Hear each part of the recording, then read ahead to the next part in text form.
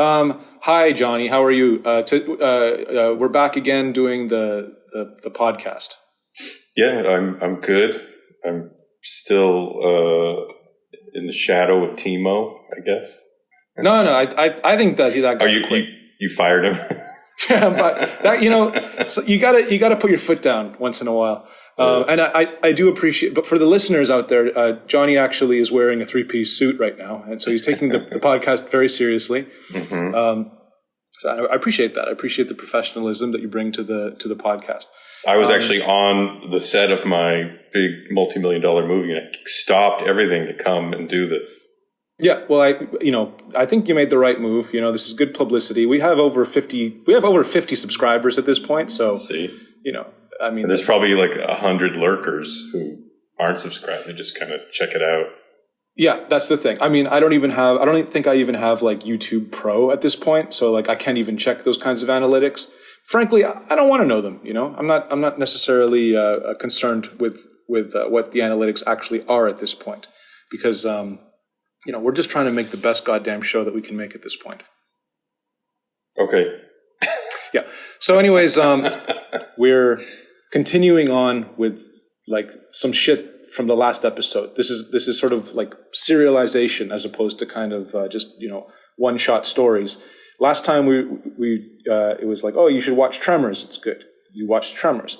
You said, oh, I should watch Scenes of a Marriage. I watched Scenes of a Marriage. So now we can talk about those things. So all the listeners from last time who were waiting with bated breath about what our opinions were on the respective films can finally know how we feel about them. So I'll start with Scenes of a Marriage. Yeah, it was really great. Mm-hmm. You watched the whole 5 hours? Of course not. I only watched the movie version. Oh no, you got to watch the whole 5 hours, man. That's the full experience. Well, but I mean, have you seen the uncut version of Nymphomaniac yet? Not yet, no. Yeah, it's hard. It's hard to tell if they're like if I'm going to buy it or order it. Like, is this like, because I remember when I first saw it, I thought I was watching an uncut version of it. And, right. And then when we had a discussion about it, you were telling me things, and I was like, "What the fuck are you talking about? That wasn't in the movie." Yeah. So now I'm kind of like, well, where do I buy a copy where I'm absolutely assured that this is the uncut version of that film? Well, you're just gonna go for check the runtime, right? I don't know. What's the runtime of the like? I don't know because the one that I watched was like 2 parts. It wasn't short. No. Yeah, that's right. But the uncut one is even longer. Oh, and we're talking like half an hour at least, like half an hour to 40 minutes was cut from the original version. Like there's a lot of stuff missing. When you told me all that, I felt like I didn't even see it then. Like the fact that they were that was out there as a viable version of the film is shocking. Yeah, it's tough. It's a tough pill to swallow. But maybe I can just find it and send it to you. I'm sure I can locate it by because we run into we usually like, I know that you like just to support cinema, and you like to buy Blu-rays and stuff like that and be like a good person. I don't think of it that way, but it's more of like a weird compulsion, I guess. Other than just like I feel like I'm doing the movie business a big favor.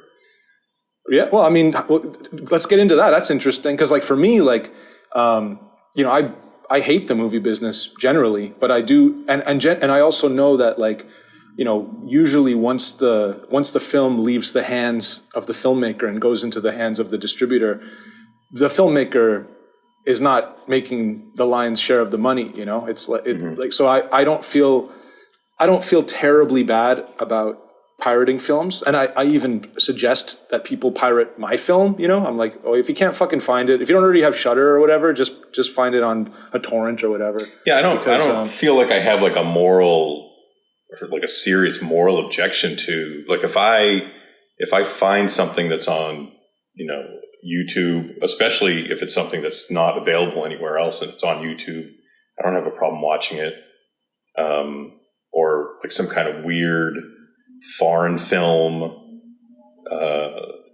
yeah, I don't have if it's online, I don't have a problem watching it online at all. But if somebody puts out a really nice edition of Argento's opera, I can't resist. Sure. There's actually, for the listeners out there, all 50 of you, there actually is an HD version of Argento's opera on YouTube at this moment in time. Okay. Yeah. So get out there and watch it if you haven't seen it. Come on.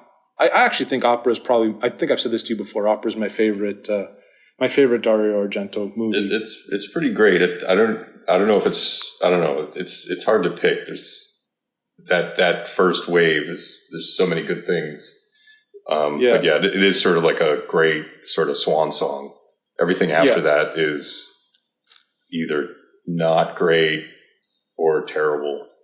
Well, I have said this before, on the Timo, when Timo was on the podcast, was I think that the last decent Argento is the Stenthal syndrome. I think the Stenthal syndrome is good. I didn't like that. You don't like it? That was a real disappointment. I liked it. I liked it a lot, man. I thought it was on, like, still on the level of being good Argento. Oh, did you see? Do you like Hitchcock? Yeah, I mean, I've seen like the big ones. No, I mean like the Argento movie. Do you like Hitchcock? Oh fuck! No, I haven't seen that actually. It's funny.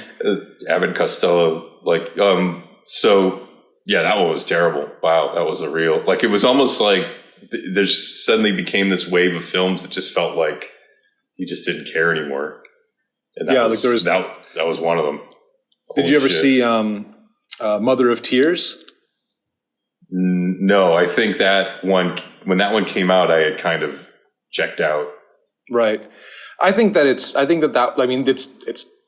terrible. Like it's objectively terrible. And because it's like a sequel to, I guess, Suspiria or Inferno. Yeah. Conferno. I didn't like. I have a aversion to seeing anything that might ruin the pleasure I had from those earlier films. So, like, knowing that this is like a sequel to one of my favorite films, I knew it was going to be terrible. And I know, like, I don't want, like, I'm not going to watch any of the new Raiders of the Lost Ark films because I know they're terrible and it's going to ruin my memory that I had of seeing the film as a child and enjoying it. So why am I going to put myself through that horror? I mean, fair enough, man. I mean, don't hurt yourself if you don't have to. Exactly. There's so many other good things to watch. Oh yeah, there's just tons of great things to watch out there these days. Not these days, but yeah. If there's one thing that I can say about these days is that there's tons of great things to watch. Well, I mean, it is great in that, like, there's never the access that we have to great things is unprecedented. Like the fact that we can just like hear about some weird foreign film and you could probably find it in 5 minutes. I mean, that's incredible. Yeah. That's it. I mean, that's right. And it harkens back to our previous conversation about, the internet and how it, it, like, in theory, like if you were explaining this to someone like 20 years ago, it'd be like, oh, that's awesome. That's just going to make everything better. But in fact, like the enormous glut of just access and information, counterintuitively just makes everything get clumped into sort of, one big pile. And Web 2 applications, like social media applications, just exacerbate that. But, I got to tell you that we received a lot of mail from the last episode, and let's go to the mailbag. Yeah, one of the resounding complaints was that I was hogging the mic way too much. We didn't allow you to talk enough. So I'm going to be very sensitive to that this episode and try to encourage you to speak a little more, because honestly, you are probably you definitely have like the larger body of work than me. You got more stuff out there. you're you got more of like a tenure, let's say, in the public eye. So don't let me don't let me fucking steamroll you here. I know that I talk a lot. You gotta get in there, pal. All right, I'll interrupt whenever I feel the need. Thank you very much. Okay, so regarding, we'll get back to scenes from a marriage in a second, but just regarding like opera, I just keep thinking about that scene where the guy shows up on the other side of the door and shoots the bullet through the peephole of the door. Oh yeah, and there's that, and they do that. They must have just made some kind of miniature where they just have like that the bullet go through the fucking peephole and into that woman's eye. And I remember, what's funny is that I remember seeing like some horror show on TV when I was very young, like maybe like 6 or something. Like, I mean, opera might have even been kind of like a new movie or a recent movie at that time. And they showed that clip. The show that was on TV was sort of like horror movies. What's the deal? Like maybe something like 2020 or whatever. And they showed that clip and I was like, holy shit, what the hell is that? And then it was only till like, it was like maybe like, I don't know, 10 years later that I finally ran into opera and realized like, oh damn, that's what that was from, Mm-hmm. But I love that fucking, that sequence. And also, I really respect you got to understand like, in the script, it's probably just like, he shoots her through the peephole into her eye, Mm-hmm. But then Argento is like, okay, what we're going to do now is we're going to build a miniature, and he's like, and everyone's like, what are you talking about? And he's like, no, we have to do it this way. Like, and you got the producers and the kind of the people who are trying to manage the production being like, are you sure we need this? Are you sure we have to do this? And he's like, yeah, of course, of course we have to do, this is the movie, these kinds of flourishes are the film. Well, that's sort of like that's the kind of shit that sort of set him aside as like very unique. Like he would do those types of wacky stunts and, like every kill was like an art piece. And then after opera, there was just like, he kind of was like, I did it all. Like, I don't know, they're just like, suddenly it was almost like a completely different filmmaker, one that wasn't interested in creating those sort of art pieces. It suddenly became just sort of like, okay, let's make a horror movie. Okay, it stabs that lady and this guy stabs him. And he's phoning it in. Yeah, it was just sort of, and maybe he's out of steam and he's just kind of getting a paycheck. I guess that's understandable, but yeah, it's not anything after that is not great. It is weird the difference between like pre-opera and after. It's almost like he had a stroke or something. Yeah, it does feel that way. But for me, Stenthal syndrome still is. It still feels like regular Argento, whereas like Mother of Tears and even the episodes he did for Masters of Horror. Did you ever see those? There was one called Pelts with Meatloaf, and then there was another one called Jennifer with one N, starring I remember Steven Weber. I remember the Jennifer one. It was like he finds some kind of weird mutant girl in the woods. Mm. Wasn't that it? Yeah, that's exactly. And then the other one with Meatloaf, I don't remember, but I just remember feeling sort of meh about most of those Masters of Horror, except for the Stuart Gordon Dreams of the Witch House one. I thought that one was really well done. Right. Right. And all the others were sort of at least the ones I saw were, just kind of lukewarm. They varied from like okay to not great. Yeah. I mean, Jennifer was one of the ones that I think, I mean, it's not so much the, in terms of execution, like how extreme it goes is great. Like the amount of graphic sex in it and the amount of graphic violence and how they, like children are getting killed, and they're not showing the children getting killed, but they're showing the aftermath of a child eviscerated, in the basement and stuff. And it's like, so it's kind of like, in terms of execution, it's like, great, this is good. But in terms of like the bullet going through the keyhole, peephole thing, like that, those kinds of elaborate flourishes, it's just not there, like he's just not interested in doing that kind of stuff anymore. And that's also true of like Mother of Tears. I mean, I've tried to get through that Dracula movie just because there's been so many YouTube videos, making fun of that movie, where it's just like, this movie is so ridiculous, it has to be seen to be believed, That's the one with Rutger Hauer, right? The Rutger Hauer is in the Dario Argento Dracula one. I don't remember, honestly. I don't think he is, but he might be. Who the fuck knows? I don't know, a bunch of fucking Italian people that have been like overdubbed. I can look it up real quick. Dario Argento's Dracula. Let's take a look. I feel like I saw Dracula 3D is a 2012 movie directed by Dario Argento, starring Asia Argento, Rutger Hauer, and Marta Gastini. Oh, there you go. That's right. Rutger Hauer's in it. I feel I have vague memories of seeing some of it, or maybe I saw the whole thing and I just have no memory of it at all. Yeah. But I remember. I just remember Rutger Hauer. Poor Rutger Hauer. Poor guy. R.I.P. Yeah, no kidding. I just watched. He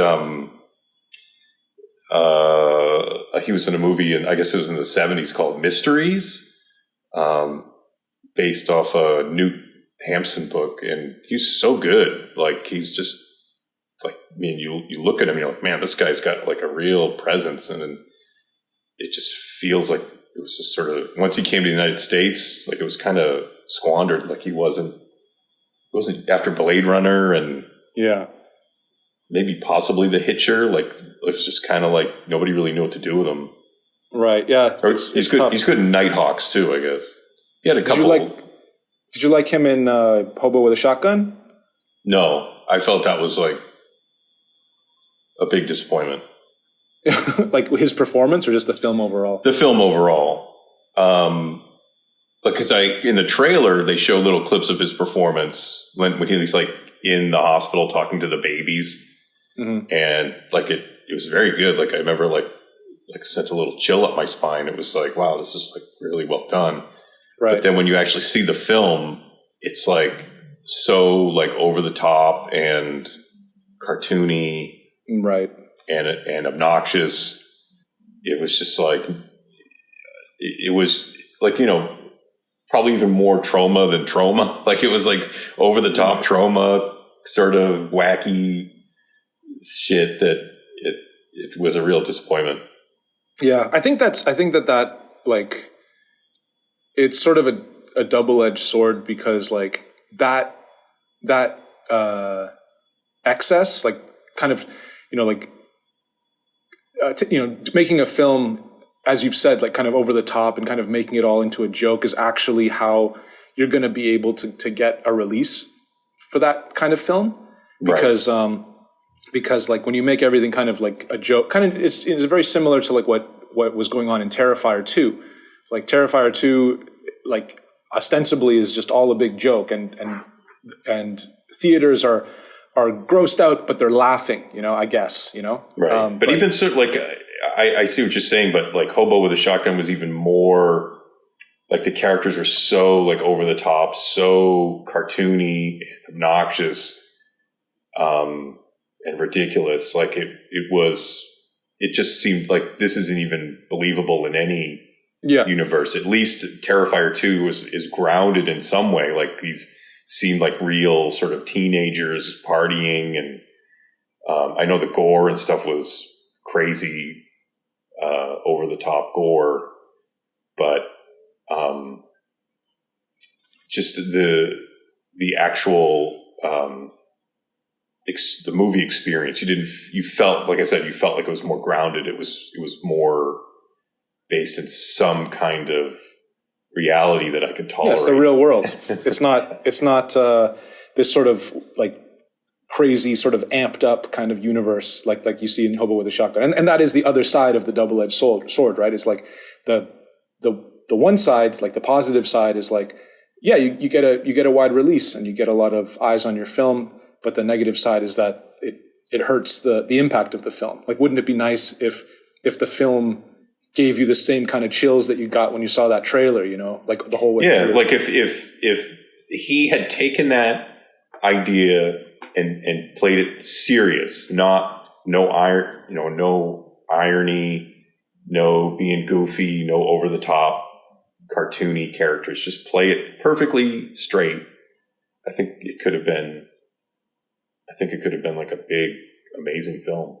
Yeah, I often compare sort of I often think of a serious hobo with a shotgun as I compare it to a certain screenplay that you've written, actually, one that shall not be named. Like, what if Hobo with a Shotgun was done like straight and grounded in reality, but still had every ounce of violence and depravity, Because the scene I just mentioned with Rutger Hauer in the hospital talking to the babies, like, that was such a great scene. And it was in I remember being in the trailer and thinking like, wow, this is really like this. They're taking it seriously. Rutger Hauer's fucking great. This looks good. And then to watch the film and feel like, oh, he's just joking around. Yeah. It was kind of a bummer. Yeah, that's a drag. I will say it on the record that I actually do like that film. I think that despite that, it doesn't go as far as something like Psycho Goreman, where it's just kind of like, I don't even know why I'm here. Like, I don't even know. Yeah, I've been told I have to watch that, but I still haven't gotten up the gumption to watch that yet. Yeah, well, give her a shot. I guess give it a shot, because it's like, like you hate to talk shit, right? But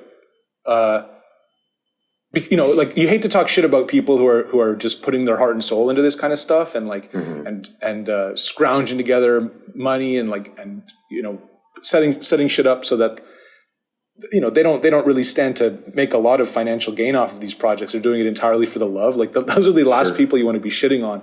But I don't feel like we have to be honest. Like, I feel like we can't just sort of be like, oh, everything's great. I love all movies and I love everybody who makes movies, and I think everybody's wonderful. I mean, I think we still need to, that's the only way we're going to be able to make better shit is if we, and I don't mean to like, there's a difference between shitting on something and like an honest appraisal, honest reaction, critique. I don't know the guy who made Hobo with a Shotgun, and I don't know the guy who made Psycho Goreman. I'm sure both Canadian. Oh, see, there's the problem right there. Yeah, but I'm sure they're perfectly nice guys, and I hope they continue to improve. But I just so passive aggressive. But I just sort of feel better.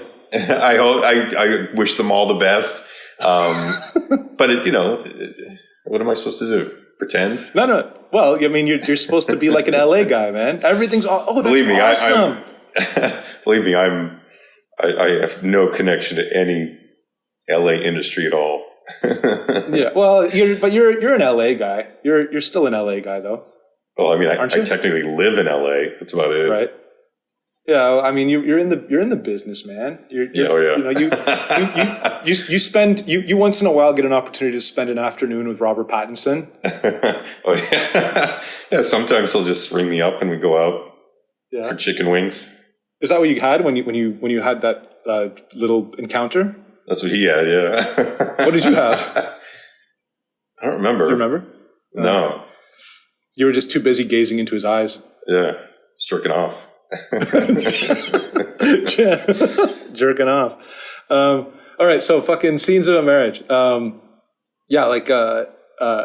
What's interesting is right off the bat, like how they start it with that kind of news report thing, like not news report, but almost like someone's doing kind of like a documentary on like what it's like to be married, and you're thinking like, oh, okay, so this is the format of the film. It's like Spinal Tap or something, like where someone's following a married couple, and then you realize, oh no, this is just sort of like to get like their little like when the camera's on them, how do they respond to these questions? Like who are you? How would you define yourself? All this kind of stuff. It's like, okay, well, how do they do it when they know they're being watched and they know that this shit's going to be written about? I guess that's what it's for. It's for a magazine article, and they take hold that pose, hold that pose, and they just there's one pose where she has her arms crossed and she kind of looks defiant, and he looks more subdued, and let's get that. That's good. Let's put that in there, and then. Following that, there's the dinner with the fucking the other couple. I don't recall their names, but they have a dinner, and then and you see sort of just this they're in the middle, I guess, of a divorce, still having dinner with our main couple, and they're fucking vicious. They're totally, absolutely just horrible to one another, and you see this sort of come out of them more as they drink more cognac. And it's pretty fucking. It's good, It's very. The only problem I have with the film is that, and this is a stupid thing to say, but it's all too well articulated. Like everyone is just so perfect at expressing their feelings that it doesn't seem realistic. Like whenever I have an argument with my girlfriend.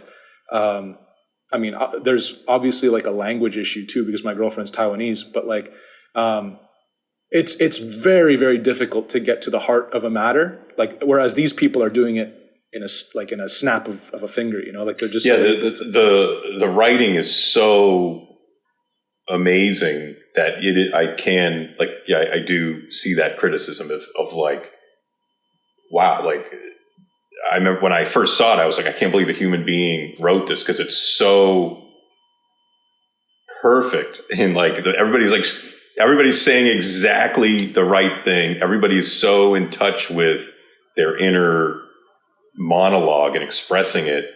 I do think that if you watch the 5-hour cut, you can kind of see things build a little more. So there is a little bit more of a growth of, being able to reveal certain aspects of themselves that you see develop over the course of several hours, as opposed to like it all coming out in, I don't know how long the version you saw is. It's like a 2 hours and 40 minutes. But I was going to say that it's funny that this is the second time that you said it. Like, I can't believe that a human wrote this.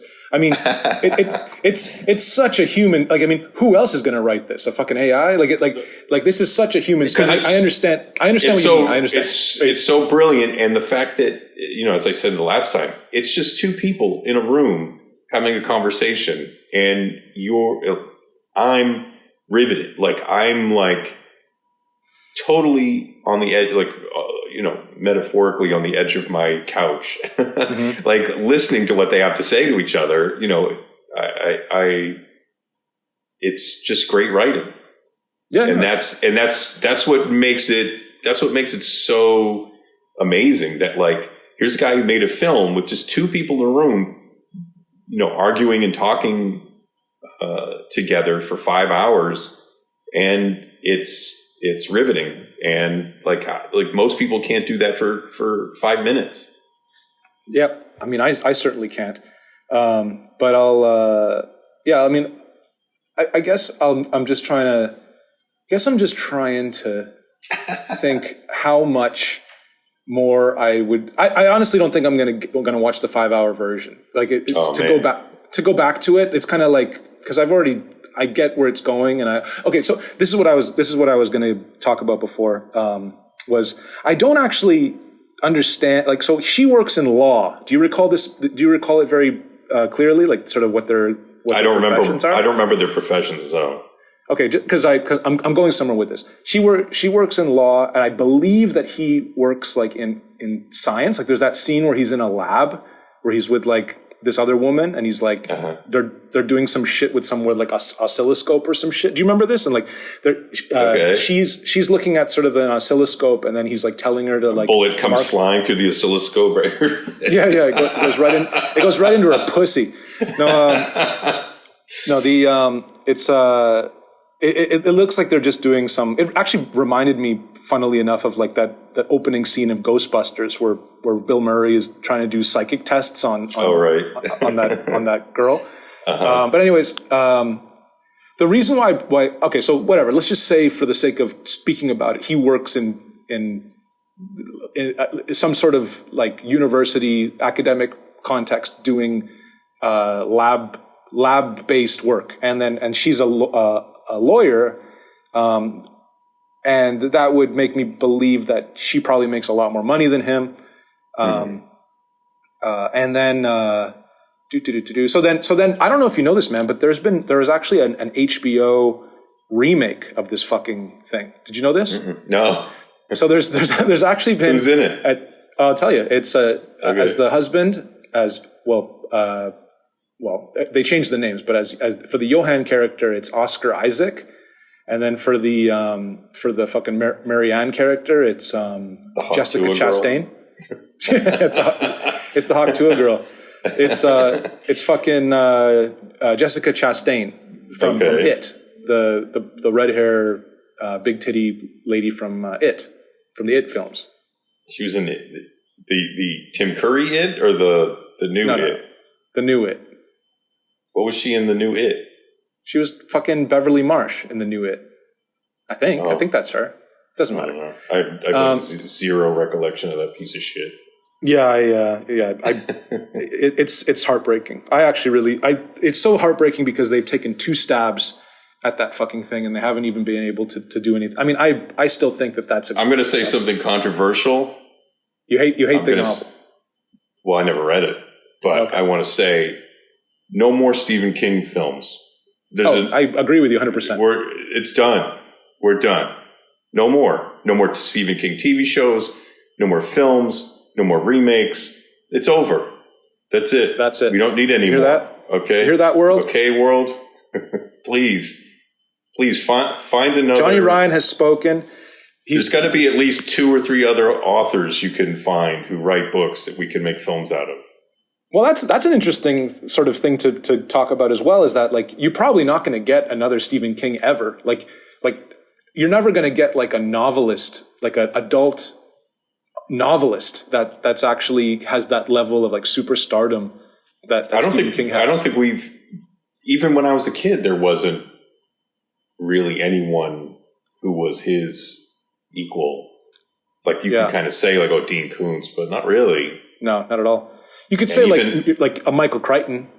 Maybe Michael Crichton or John Grisham or Dan Brown or something. But I mean, for longevity, even when I was a kid, and you look at the bookshelf, like the horror section, there was just Stephen King, and he already had even in like the 80s, he already had like 20 books on the shelf. Like he can't be stopped. Yeah, but he's just. I'm also that's because he drinks mouthwash, right? Yeah, that's the secret of his success. Just drinking Scope. I mean, I'm not a huge Stephen King fan. I think it's like Goosebumps for adults. Yeah, I feel like there's other better horror writers, but for some reason, like it's just like people won't let it die. It's just like let's move on. Yeah. He's good now for saying on Twitter that your movie is good. You know, that's what Stephen King's for right now. It's good. Like I saw fucking Black Frankenstein, and and it was pretty. And it was pretty great, scaring you old school. And then whoever's in Black Frankenstein is posting that up, screenshotting it and putting it on Instagram and retweeting it on Twitter and everything like that. And it's just and it's just kind of like, Daddy has spoken, like that. Yeah, basically. That's the way it works. But I mean I guess I would too. But so would I. In a heartbeat. You can't disqualify that type of promotion. But I don't think I could say that I liked Maximum Overdrive. The guy that made Maximum Overdrive liked my movie. Come on, Maximum Overdrive is a charming film. What's your favorite Stephen King film, or least despised? Oh my God, least? Oh, I mean, don't say The Shining, because that doesn't count. Because that's a Stanley Kubrick movie more than a Stephen King movie. Right. Well, I guess there's the big three, because there's The Shining, there's Carrie, and there's Dead Zone. Right. Fuck yeah. Dead Zone's so sick. The Dead Zone is actually very well. Okay, you tell me about. Keep going. Sorry, I'm jumping into it quickly here. And possibly Creepshow, but I feel like that. I don't know. It's more George Romero. That's kind of like more George Romero and like EC comics. They're both working together to kind of like emulate an EC. It's more, I'd say, more EC an homage to EC. I don't know. I'd go with Dead Zone. I think Dead Zone is really well done. It's really simple. Mm-hmm. You know, it's maybe a little too simple. The ending's a little too pat and nice, but it's still fun. Yeah. No, I'd also say that like the Dead Zone, I can almost, I don't know this for sure, but I would imagine that David Cronenberg really took that as like I think that was the first like studio, like real sort of American studio film that he got brought in on. Like that was sort of, you made it, kid. You know, time to get out of fucking Canada and get into fucking doing real movies with the big boys. And I think so. I think I'm right about that. But anyways, I really think that he kind of sort of hunkered down and tried to just do his best at just like being faithful. This is what I'm saying. He's being faithful to the material. That's what he was trying to do with this film. And there's very little Cronenberg sort of idiosyncrasies that go along with. There's no body horror. There's no all the sort of. It's an unusual Cronenberg movie in that it doesn't have those elements that are in like Shivers and The Fly and Rabid and Scanners. It's a very American Cronenberg film. Yeah, it's very reserved. I'd even say it's like sort of conservative, like in terms of like filmmaking and in terms of like how the horror is dealt with. I mean, it's not even really a horror film. It's sort of just this supernatural kind of thriller, supernatural thriller. A thriller romance with like sort of just a supernatural kind of cloud that hangs over it. But it's funny because that you're asking me like what my favorite Stephen King adaptation would be. I would say Dead Zone, but if you'd ask me like what my favorite Cronenberg movie is, I wouldn't say The Dead Zone. Oh, absolutely not. Absolutely not. Absolutely not. It's definitely not Cronenberg's best film. But in terms, if you just sort of regard him as being like a technician, like a director for hire, like what can this guy do when he doesn't have his own toolbox? Mm-hmm. It shows his proficiency as just being like a good director for hire. So that in and of itself is another reason to appreciate the Dead Zone. Yeah, I'm gonna have to agree with you on that one. Carrie is really good as well. Carrie's great. But it has sort of like a I don't know how recently you've watched it, but like it has sort of like a weird, almost like campiness to it that I didn't recall, like, because I hadn't seen it in years and years and years. But like when I watched it recently, it feels like I don't know, like lack of a better word, campy. Like there's sort of this odd tone to it where it I don't know. Maybe it's just a 70s thing. Maybe that kind of style was in fashion at the time or whatever. You know what I watched recently? Speaking of De Palma's Blowout, I just watched that yesterday. I just put that on while I was doing something else, and there's like, I don't know how often this gets talked about, but there's this early scene. Like you put the movie in, and the movie starts, and it's him doing the horror movie. What do you call that? Like they're watching a horror movie, right? And it's like, right. and then it reveals, John Travolta's the sound guy for this horror movie, and they can't get the scream right for that girl. Remember? Mm-hmm. So then then that's kind of like, well, hey, go out there and record some more sounds, the big fat guy. And then he's like, all right, fine. And then I haven't seen this film in a long time, so I don't remember a lot of it. Well, I'm trying to refresh you. I'm trying to paint a picture for you. Okay. So then like, the film kind of goes into sort of like a opening credits sequence where they use the split screen. There's like a line goes down the middle and there's like a split screen, and it shows like sort of things happening, and then John Travolta like adjusting whatever the instruments are the sound instruments that he's using to record audio. And it's just and then there's single card credits, starring John Travolta, starring what's her name? I always forget her name. Nancy Allen. Thank you, Nancy Allen from Carrie, Dressed to Kill. Dressed to Kill, Poltergeist 3, and RoboCop. then RoboCop, of course, and then so they're showing the credits over top of this thing, and it's just basically trying to familiarize the viewer with sort of the concept of like sound and recording sound or whatever, and also I guess to sort of bolster the idea that John Travolta is indeed a sound engineer. And then when there's the director's credit, there's like a shot, and it's sort of like John Travolta's kind of in the background, and then on the other side, because it's still a split screen, is sort of just like a pile of sort of like posters and machinery and stuff like that. And then the camera moves, and you realize that it's not a split screen. It's been set up like they've put like the edge of the wall right in the center to sort of mimic, to kind of go along, like to kind of transition you out of the montage.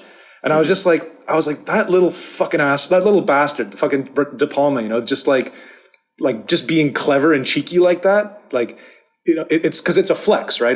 There's no other reason to do it than just to kind of be like, well, in Sisters, he actually does use split screens.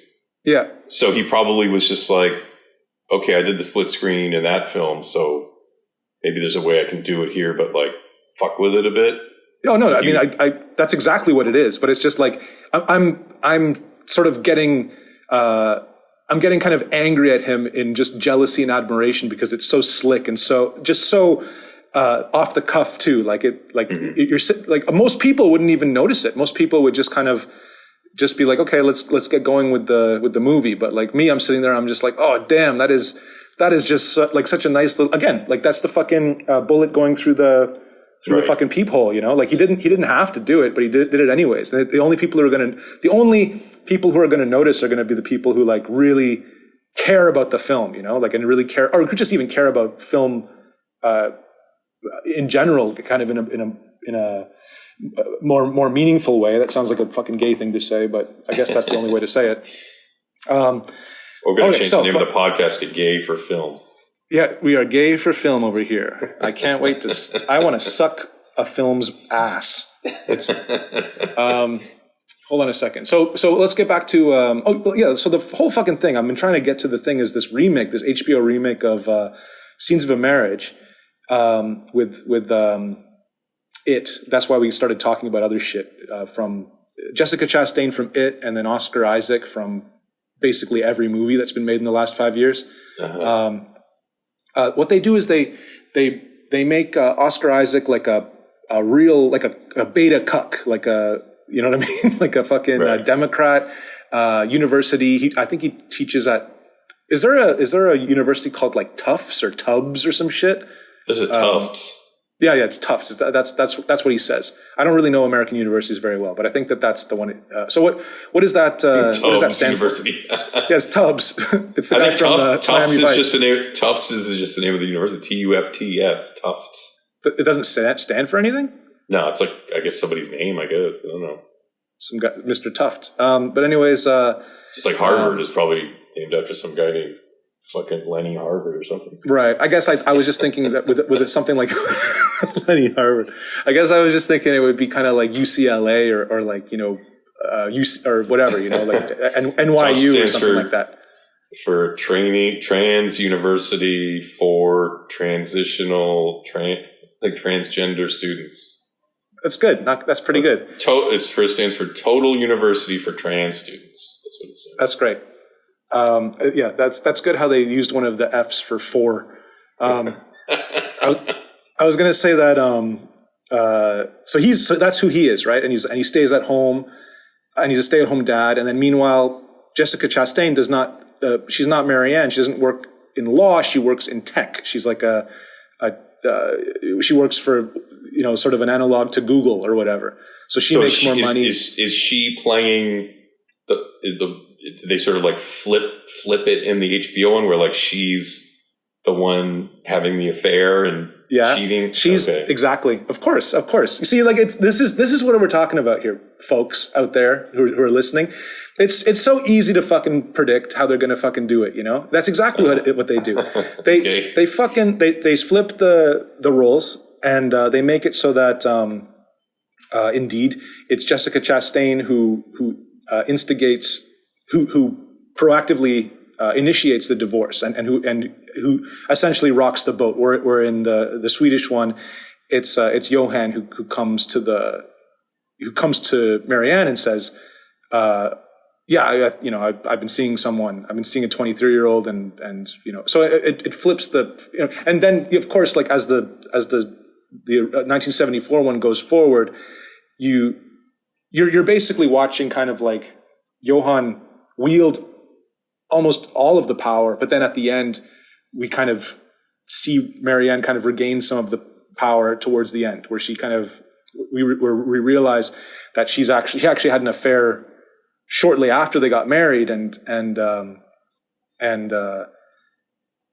she's discovered sort of stuff about herself, and that she's actually like had a sexual awakening that Johan could never give her, and now she's kind of really into sex and really more comfortable with her own body and comfortable with her own sexuality more than she's ever been, and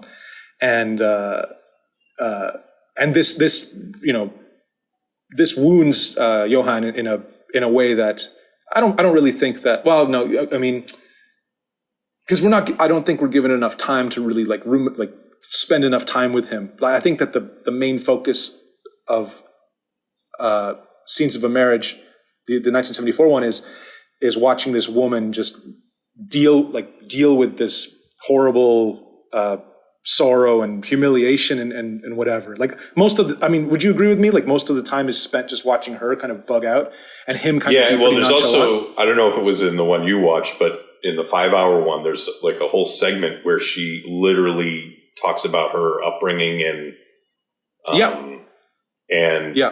her how she was kind of repressed. Yeah, her insight into her whole upbringing and her family life, and it was really like, I remember feeling like, wow, this is like really insightful and amazing.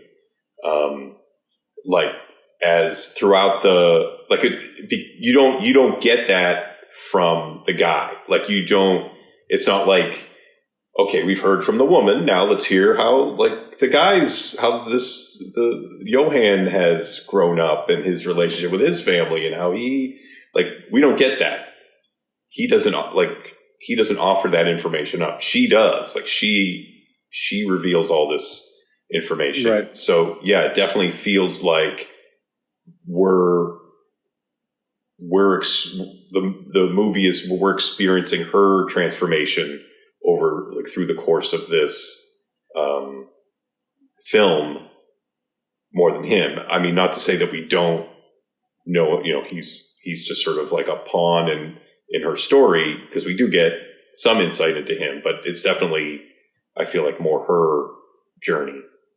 Yeah. Another thing, just that, like, I mean, I haven't watched the HBO one in its entirety. I just kind of caught a little bit of it with the first episode, and I was just like, this is unwatchable. It's so obtuse, like the little. Okay, so in the original 1974 one, they're sitting on the couch and they're talking, and they're on their best behavior, like they're talking to one another, and they're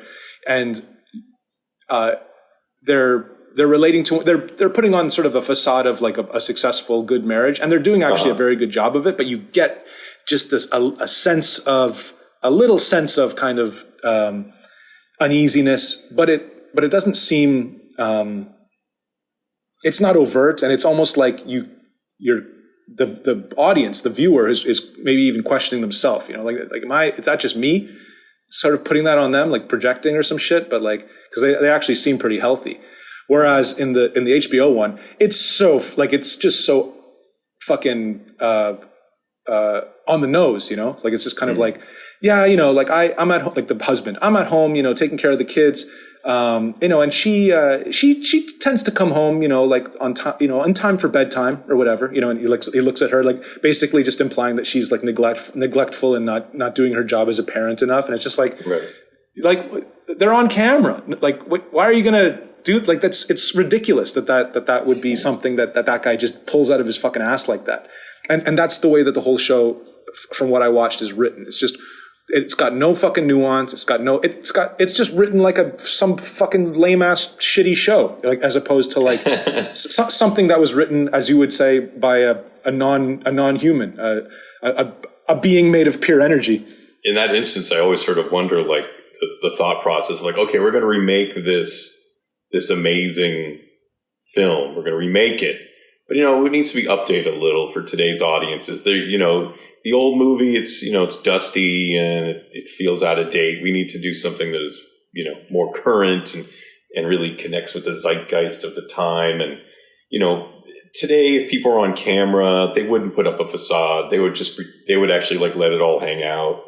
And I don't know, sort of like by making these changes to the original, it's like, is it making it better at all? No. Like it's not. It's just like you're just like ruining. I don't know. It's sort of like there's this. It just makes me feel like there's this movement to take everything that we used to love and ruin it by. You're being far too generous. Like we're going to remake everything and make it. We're going to make it current, and it just is shit. Yeah, but you're making it far too generous. Like or you're being far too generous to this film because. By assuming there was any thought process involved at all? No, because I think the thought process was just simply, we're going to make this dumber because the audience is dumber, and so we're going to make this dumber. Like this is what we have in the 1974 version is just a little bit too sophisticated, and it requires a little bit too much attention and a little too much engagement with the material.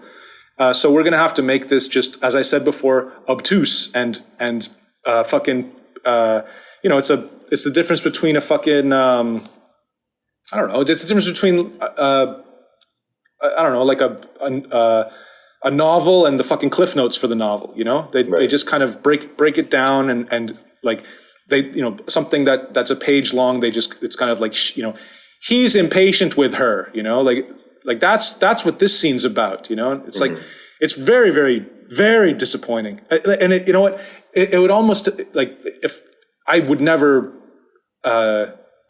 suggest that you watch this thing. It's a good way to just ruin the memory of the whole thing, but a comparison of the two I think would be a very interesting proposition because it would, I haven't seen the 5-hour version either. So neither of us are actually equipped to do that kind of comparison.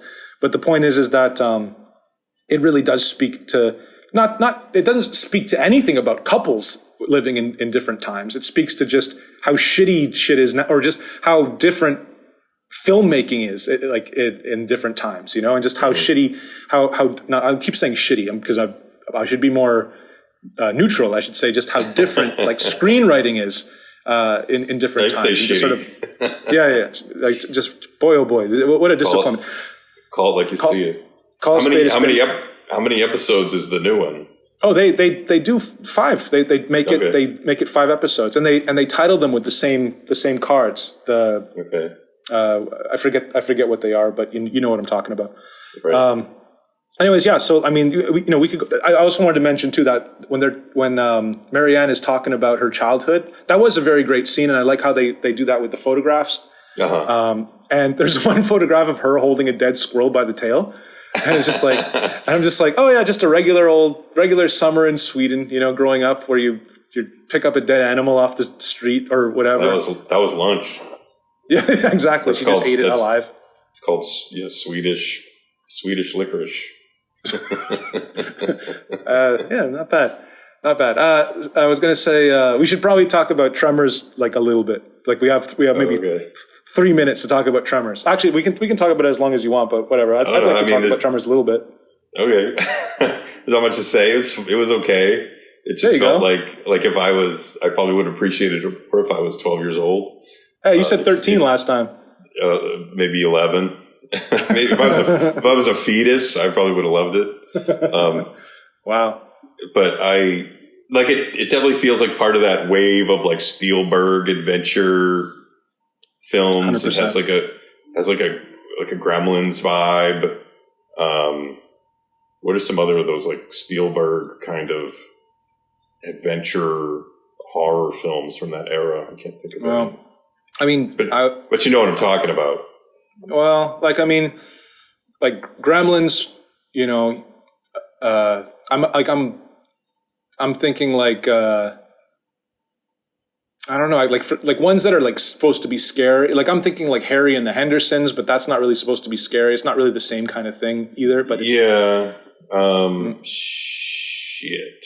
But you know, it's sort of like that kind of like family friendly, like because Tremors isn't like a horror film. It's like a adventure. Yeah, it's more of like an adventure movie with monsters. Sure. But you know, for what it is, it works, I guess. I mean, you know. Yeah, absolutely. I mean, you're right. Like I really do believe Tremors is a film for kids. Like it's a movie to like, you know, show your kid, you know, when they're like 10 or whatever. I mean, you know, if they're into that kind of thing. Like I know that some kids only want to watch, you know, they only want to watch fucking like Pixar movies or whatever. Like that's the only thing that have or Disney shit. But and old stuff is not that attractive to them. I remember one time trying to get this kid, one of my friend's kids, to watch I wasn't trying to get the fucking kid to watch anything. I put on the original Grinch that stole Christmas, the original old, like I guess 70s or 60s fucking cartoon. Mm-hmm. And he was just like, oh, this sucks. Put on the one that looks more real, is what he said. He said, put on the one that looks more real. And then I was like, there's another one? He's like, yeah. So I put on the modern one. No, not the Jim Carrey one. There's an animated one. That's really? Yeah, it's actually good. I was like, fuck, this actually is superior to the old one. Like because a Pixar sort of? Yeah, it's like 3D one? Exactly. Yeah, it's like 3D. And it basically follows the same story, except that there's just better action and better whatever. And I mean, the only reason why one would prefer the old one is just because of nostalgia or because they just like that style. But for a kid today, I mean, the choice is crystal clear of which one is better, you know? Right. But I guess Jurassic Park is another, like, I would say, like, that qualifies for another sort of like Spielberg sort of PG family adventure horror. Sure. You know, or that movie Super 8. I mean, we're talking like we're trying to sort of talk about like a wave that was coming through. Tremors is 1990. Super 8 is like 2000 and whatever the fuck. I guess Jurassic Park is like 1994. Super 8 is sort of like is clearly like J.J. Abrams just trying to recapture that 80s vibe. You know, it's like a nostalgia movie. Whereas, you know, Gremlins and Tremors is sort of like, I feel like at the sort of ass end of that wave of sort of, you know, Jaws as well. Right. You know, that's kind of just sort of family adventure horror. You can take your, 13-year-olds to go see Jaws or Jurassic Park or Tremors. All right. You know what? Gremlins. Listen, we don't got a whole lot to say about Tremors. Tremors is fine, you know, and it's true. I actually, I think it's fine too. I mean, if you're fucking in your fucking middle age and you've never seen Tremors before, I mean, don't sit down and watch it unless you're showing it to your fucking nephew or something. You know what I'm saying? Yeah. I mean, that's word. It's good for nephews. Did you watch it with your daughter, or did you just watch it with you and your girl? My girlfriend and I watched it. Oh, geez. Oh, well, My daughter wouldn't watch that. My daughter wouldn't watch that shit. She's not into that. I took her to go see Harold and the Purple Crayon. Holy shit. That fucking was something else. Wow. Did you love it?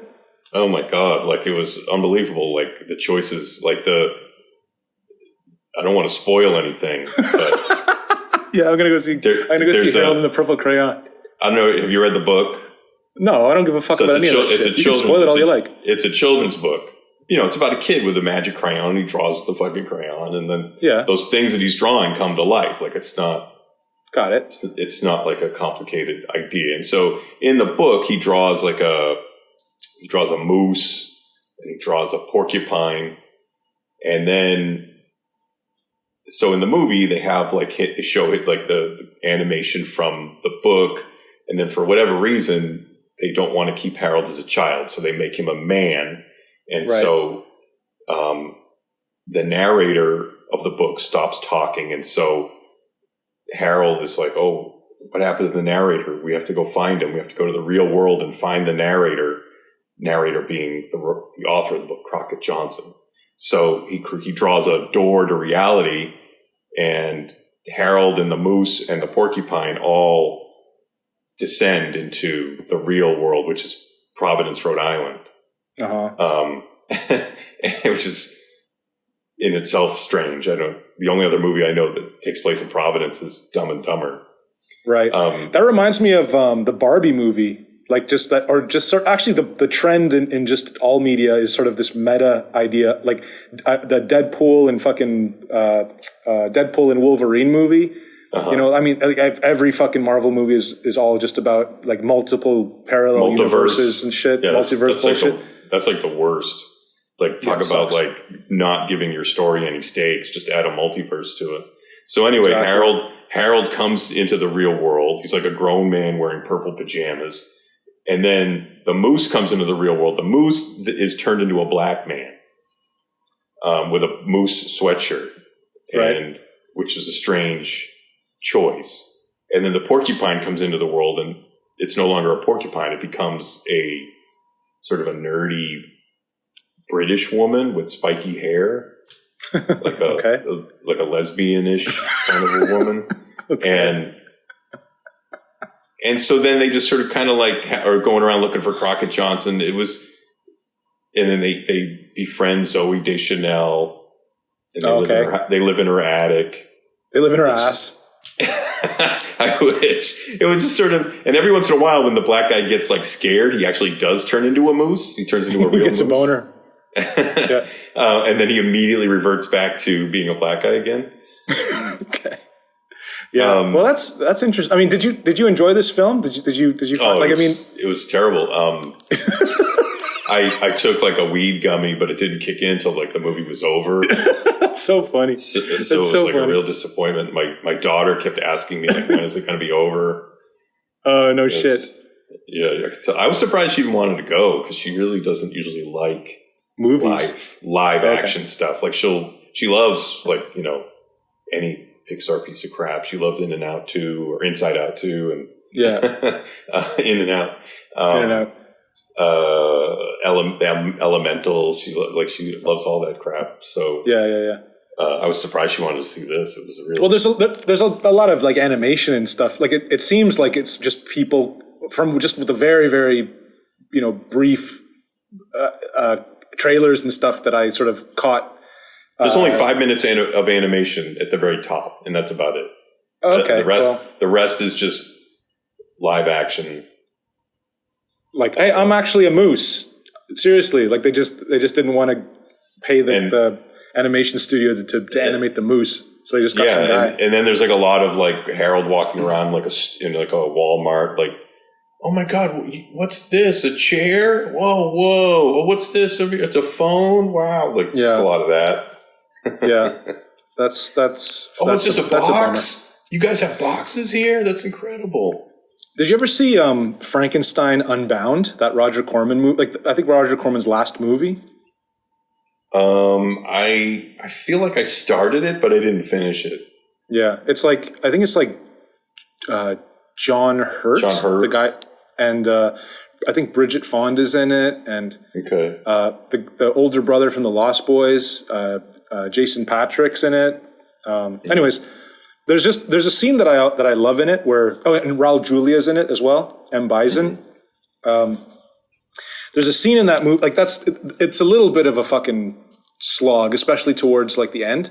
But like the whole idea is that John Hurt's like a scientist from the future, and he goes back in time, and it through like this portal, because he's like a scientist from the future who's been making like these portals, like selling this weaponry to the military where like you shoot a gun at something and then it just disappears. And it's like, where does it go? It's like, well, it goes just into somewhere else, like another point in space time. You know, we don't know where it goes. It just opens up a portal somewhere else and it goes there. And this is slowly destroying the fabric of space time. So it's almost like an analog for pollution or something, right? Like, okay. So anyways, this is all beside the point. He ends up going back in time. He ends up like in Vienna, like right around the time of like Mary Shelley writing the book Frankenstein. And it turns out that Mary Shelley is actually basing her novel on sort of like this real sort of case that's going on where kids are being killed and like no one knows what's going on, and then we realize, it turns out Frankenstein is actually real and he's made a monster and everything else. But there's this really great part where John Hurt. So this is what's great about the film, is that in any other film about time travel, the time traveling guy from the future will always try to conceal his time travel, the reality of the fact that he's a man from the future. Like he'll try to like hide it, right? But John Hurt doesn't do that at all in this movie. Like that's what I love about it, is like he just sits down. He's got this. Okay, so he goes to the bar at an inn, and he's like, I'm looking for some food, and he's like, well, it'll be whatever, like 6 Swiss francs. And he's like, oh, I don't have any of that shit. How about this? And he pulls like sort of like a. Yeah, I don't have any of that fucking shit. So he pulls out like I forget what it is. I think it might be like a wallet clip or the clip you put on your tie or some shit. And he hands it to the guy. He's like, what about this? And the guy bites it and he's like, gold. And he's like, okay, for this I'll give you 35 Swiss francs. And then John Hurt says, okay, 35 Swiss francs and also the trout on the menu. He's like, sold. So he ends up getting his food. He just sits down. He's got his money, and he can't find a place to sit in the inn. So he ends up sitting down across from Raul Julia, and he's like, and this is Dr. Frankenstein, right? Just by coincidence. Okay. And Dr. Frankenstein is absolutely impatient with this guy. He's like, hey, may I sit down? And he's just like, well, I'm not going to raise a finger to stop you, so you can sit down if you want to. I don't give a fuck. So John Hurt sits down, and he's trying to strike up conversation. Raul Julia is being passive aggressive and very like just trying to engage with him as little as possible, until finally his digital watch beeps. It's like beep beep beep beep, and then Raul Julia all of a sudden puts down his newspaper, and he's like, is that a timepiece? And he's like, yeah. And he's like, may I see it? And he looks at it, and then he's like, it's a digital watch. It's like a fucking LCD, like liquid crystal display watch, right? And he's like, Seiko. Yeah, exactly. And he's looking at it, and he's like, is it filled with mercury? Like, how did like the numbers, they change shape inside of there? Like, does it work with mercury and like little pumps or whatever? And he's like, yeah. And he's like, how do you wind it? And he's like, you don't wind it. It runs on electricity. He's like, electricity? It's so small, and they're actually like, I just love this scene because it's like how a smart man like of that time would kind of realistically conceptualize how something like that would work, and you can really get a sense of how his mind's moving. This is the only part of the movie that I think is actually worth noting, and it's literally like 30 seconds of the thing. But I always think about it whenever I see a time travel movie of someone going from the future to the past, because again, I love the idea of not concealing. I mean, in a film, the idea of just someone not concealing that they're from the future at all, and just being like, yeah, I'm from the future. And if you talk with someone who's like, like a scientist, he'll and you explain it to him in frank terms, he'll be like, oh, okay, cool. And you can actually have like this interesting piece of dialogue where, it's sort of like a mind that probably could grasp all this stuff if they just had the books to learn, but they don't have the books because they haven't been written yet. But the guy's ready to know. Listen, Johnny, I like this shit. I think this. I don't know why, but this part of this movie, it fucking really speaks to me. Yeah. All right. Listen. Scenes from a marriage. 1974. Thumbs up. Fucking Tremors. Whatever. James and the Giant Crayon or whatever. What was the thing called again? Harold and the Purple Crayon. Two big thumbs up. Two big thumbs up. Two big crayons up. Yeah, two big crayons up my ass. And that's it. I think that concludes the episode. So thank you very much again. Thumbs down. Oh yes, Stephen King. The Grim Reaper's knocking at your door. I think he's going to be busting through pretty soon.